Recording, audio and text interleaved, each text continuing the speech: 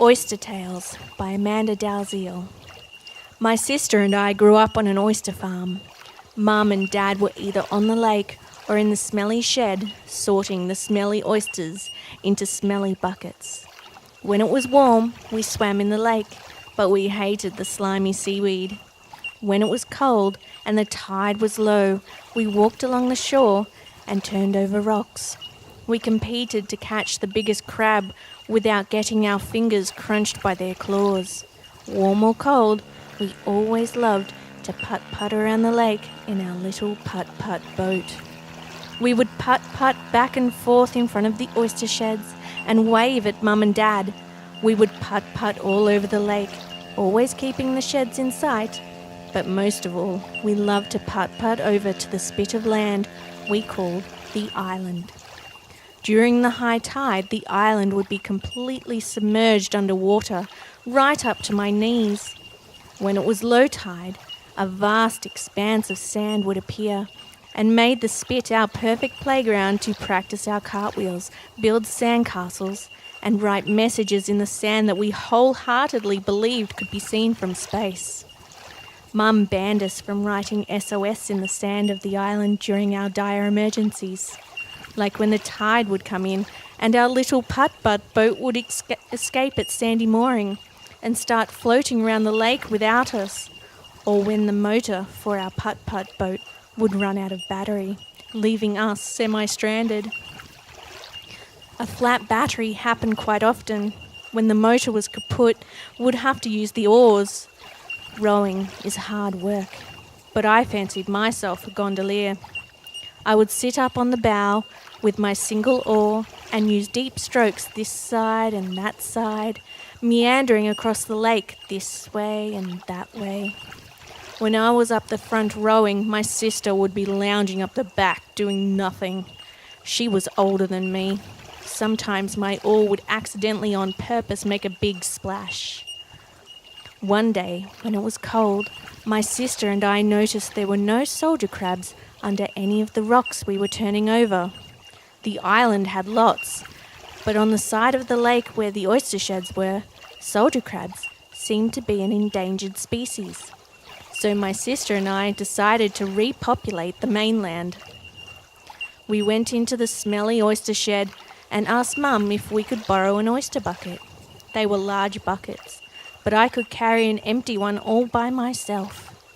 Dad made sure we had a full battery, and with our bucket carefully stowed, we began our mission to rescue our lake's ecosystem. We pushed off from the mainland, jumped into our little putt-putt boat, and putt-putted over to the island.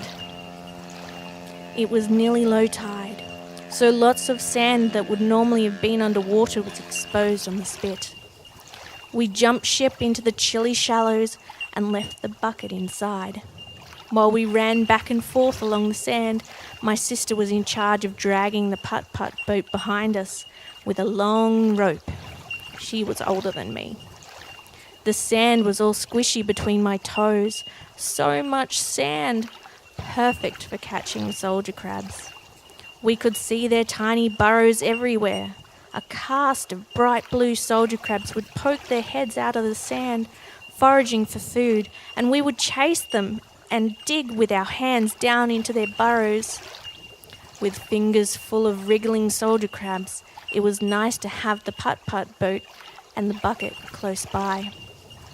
When the tide had turned and the sand had begun to sink beneath our lake, our bucket was already full of bright blue soldier crabs. We pushed off from the island, climbed into our little putt-putt boat, and putt-putted over to the oyster sheds. I was in charge of the bucket, while my sister, she was older than me, charted our course across the lake back to the mainland. The bucket was so full it took both of us to carry it from our putt-putt boat further up the shore. When we found the perfect spot to begin the ecological process of repopulating the mainland, we emptied our bucket. There were soldier crabs everywhere, thousands and thousands of bright blue soldier crabs all around us. Soldier crabs were going this way and that way and all over our toes. There was no safe place left. except in the bucket.